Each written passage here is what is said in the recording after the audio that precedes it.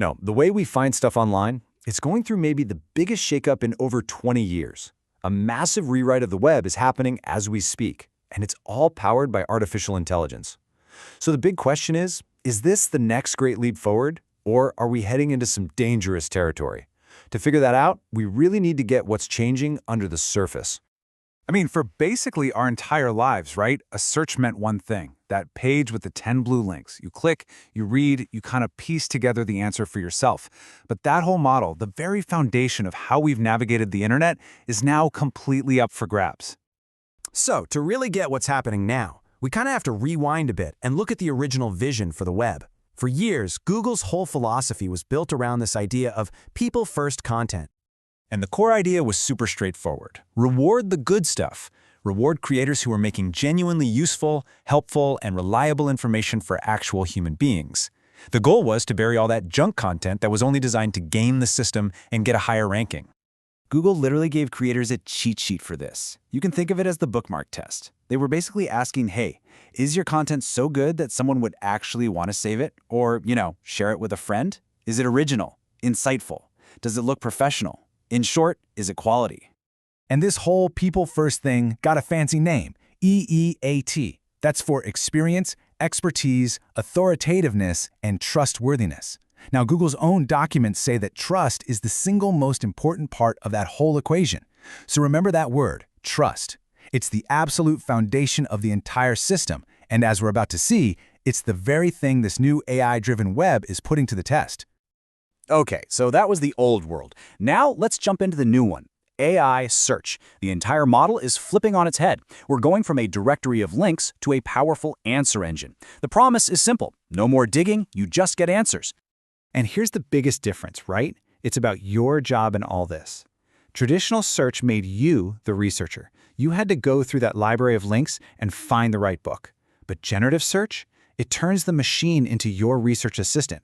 It reads all the books for you and just hands you a single summary. And yeah, it's undeniably faster and a whole lot more convenient. And this isn't me just saying this. This is Google's actual slogan for its new AI overviews.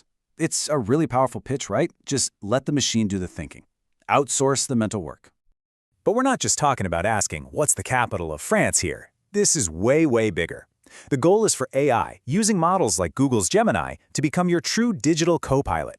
It can plan your vacation, create a meal plan, and it can even see what you're seeing through your phone's camera to answer questions about the real world. And make no mistake, this isn't just a Google thing. Their competitors like OpenAI, the folks who made ChatGPT, they're also building search tools that are AI first, right from the ground up. The whole industry is moving in this direction. Okay, I know what you're thinking. This sounds amazing, right? Faster, smarter, more helpful. But what's the catch? What happens when we pop the hood and take a real look at that word we talked about earlier, trust? Well, a team of researchers at Stanford University decided to do just that. They put these new generative search engines to the test because they wanted to know, hey, are the answers these things spit out actually legit? Can we believe what they're telling us? And what they found, well, it's kind of shocking. The research showed that a full 50%, half of the statements made by these AI search engines had no citation to back them up. None. And for the ones that did have a source, another 12.5% of those sources didn't even support the claim. That means only about a third of the information could actually be checked and verified. And this leads to a really scary upside-down kind of situation. As one of the researchers, Nelson Liu, pointed out, the AI answers that sounded the most confident and well-written were often the ones with the weakest proof.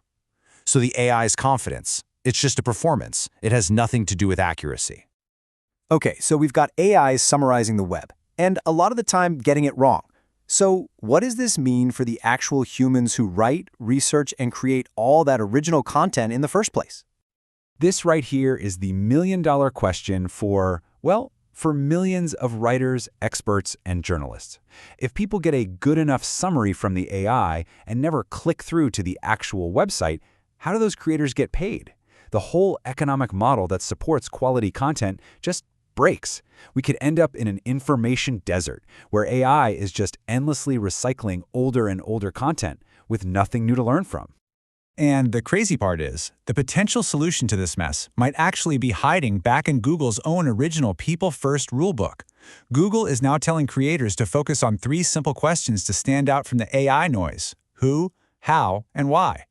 First up, the who. This is all about proving you're a real person with real expertise, not a robot. And it's not just about slapping an author name on a page. It's about using some technical tools behind the scenes to explicitly signal to search engines, hey, a real expert with these credentials wrote this. And then there's the how and the why, which really brings this whole thing full circle. Creators now have to show their work more than ever. How did you do your research? How did you test that gadget? And most importantly, why did you make this? The only good answer has to be to help a real person with a real problem. That's the one thing a pure AI summary just can't fake. All right, so let's zoom out. What does all of this actually mean for you and me, the people using the internet every single day? Well, it's nothing less than a complete redefinition of how we relate to information. Here's a good way to think about it. The old web, it was like a giant library. You had to do the work, find the right books, and do the reading. The new web, it's like having a super eager assistant who offers to read everything for you and just give you the summary. The convenience is off the charts, but you give up control, and sometimes you get the summary wrong. So let's just boil this all down. What are the big takeaways? 1.